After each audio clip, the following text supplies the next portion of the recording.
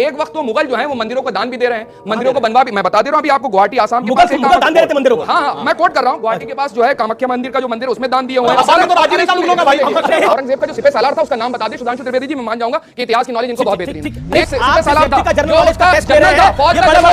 आपने सुधांशु जी के मुंह में हाथ डाला, जवाब मिलेगा। ये कहे कि पेज नंबर बताइए, पेज नंबर और कमांडर दोनों बता रहे हैं। जो लिखा हुआ मसीरे आलमगीरी, ट्रांसलेशन बाय जदुनाथ सरकार, पेज नंबर 81। अब सुनो आगे, मई 1669, आगे सुनो, मई 1669 उन्होंने कहा कि फौज भेज दी गई, पेज नंबर 84। अब आइए, 2 सितंबर 1669 उसने आगे कहा खुद की तामीर हो गई, मंदिर ढहा दिया गया, पेज नंबर 88।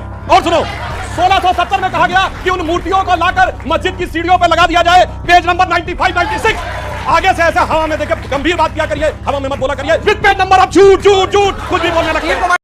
तो आज के इस वीडियो में सुधांशु त्रिवेदी ने कांग्रेसी प्रवक्ता को डिबेट में बहुत अच्छे से धोया है, क्योंकि कांग्रेस के प्रवक्ता सुधांशु त्रिवेदी के ज्ञान का टेस्ट ले रहे थे और उन्हें लग रहा था कि सुधांशु त्रिवेदी इसका जवाब नहीं दे पाएंगे। लेकिन जब सुधांशु त्रिवेदी ने बोलना शुरू किया तो वो डिबेट में चिल्लाने लगे कि सुधांशु त्रिवेदी झूठ बोलते हैं। तो इसी बात पर सुधांशु त्रिवेदी ने जब फैक्ट के साथ उसे धोया तो ये बेचारा भागने लगा डिबेट से, अपनी धुलाई होता देख, जिस पर सुधांशु त्रिवेदी ने उसे अच्छे से धोया है। तो भाई क्या हुआ आप खुद से ही देखिए आगे।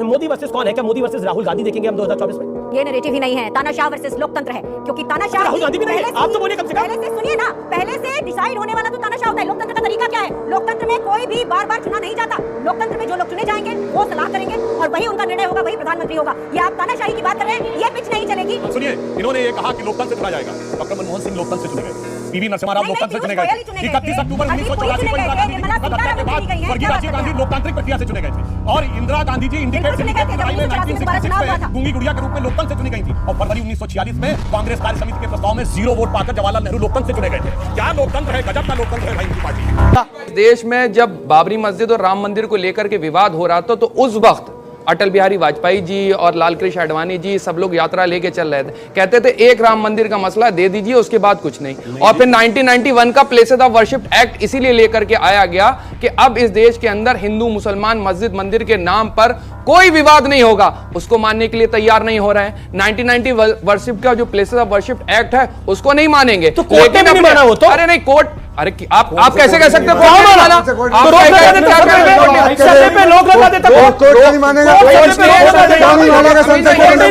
सुन लीजिए, फैक्चुअल है ये, पहला पार्लियामेंट के एक्ट को कोर्ट नहीं मानेगा। सर्वे करवाया, बात कर रहे उसके बाद जो कि 1993 तक पूजा हो रही थी, इस वजह से ये कोई आधार नहीं है, पूजा हो रही थी, कोई आधार नहीं है, ये कोई आधार नहीं है। 1991 तक की पूजा हो रही थी, इस वजह से। आप फैक्चुअली बात यह है कि 250-300 साल 350 साल के आसपास से वहां पर नमाज हो रही है।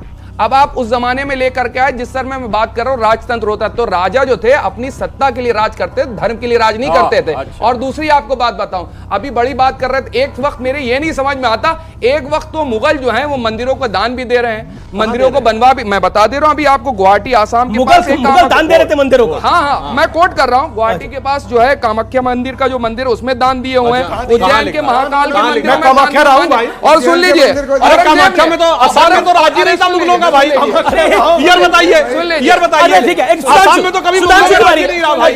ठीक है, बोलने दीजिए सुधांशु, उनको 10 सेकंड दे दीजिए अपनी बात। सुधांशु जी 10 सेकंड दीजिए, फिर आपको मौका मिलेगा। आपने 30 सेकंड मांगे थे, 1 मिनट से ऊपर हो चुका है।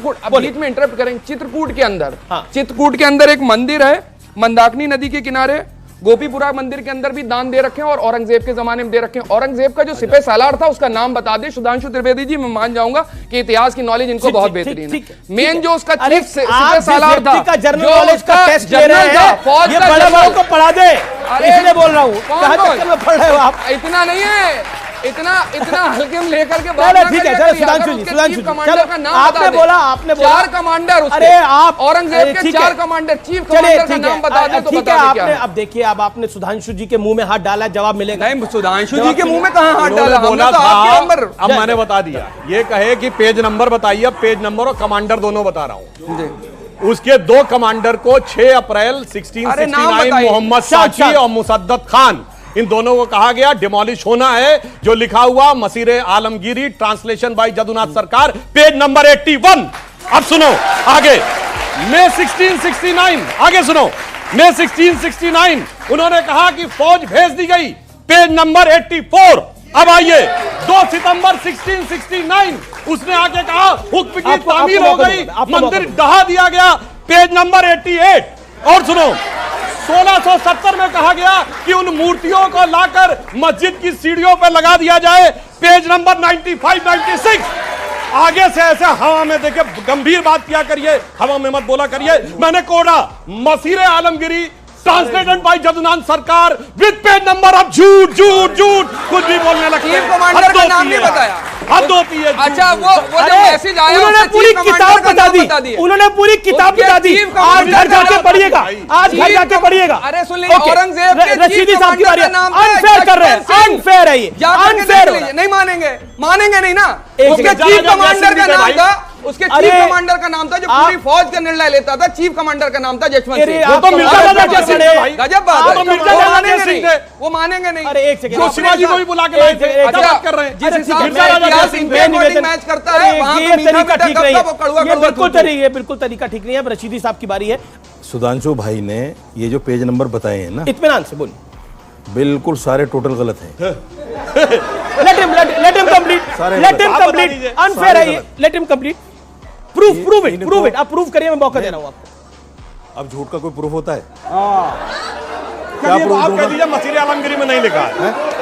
आप लिखिए कि मैं हलफनामा इनके कोर्ट में झूठ का देने को क्या- अरे तैयार यार, सबूत नहीं तो हूं देंगे भाई। महाराज, झूठ का सबूत proof तो देंगे झूठे के कोई। पास नहीं होता, मेरे पास क्या होगा? झूठ मतलब आप कह रहे हैं किताब ही नहीं लिखी गई वो। नहीं, किताब नहीं, ये जो बता अरे रहे हैं साहब इसीलिए तो नहीं सर्वे होने दे रहे हैं, क्योंकि झूठ का प्रूफ नहीं होता है, सच का प्रूफ होता है, इसीलिए अच्छा सर्वे नहीं होने दे। अच्छा ये बताइए, अच्छा सुप्रीम कोर्ट ने भी मुस्लिम पक्ष की याचिका को खारिज कर दिया, सर्वे होगा।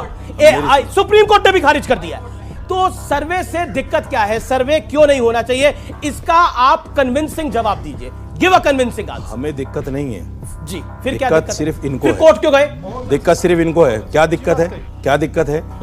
बाबरी मस्जिद का मामला कोर्ट में था, इन्होंने 92 में तोड़ दी, और इनके चीफ मिनिस्टर थे, उन्होंने बाकायदा उसके लिए हलफनामा दिया कि मैं इसकी हिफाजत करूंगा, और उसको उनको जेल भी हुई एक दिन की उस पर।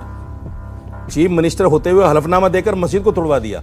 इनको तो आदत है मस्जिदें तोड़ने की, इसको भी तोड़ने कार्रवाई में क्यों फंसे हुए हैं? 1632 में पीटर मुंडी आके लिखता है कि यहाँ 1632 में पीटर मुंडी आके लिखता है कि यहाँ बाकायदा शिवलिंग की पूजा की जाती थी, उसके बाद इसको तोड़ा गया। मतलब यार ये तो ये होगा कि हम जिस देश में रहते हैं, हम अपने मंदिरों को मान रहे हैं, ये कोई सबूत नहीं दे रहे हैं, और हम यहाँ सबूत देने जा रहे हैं।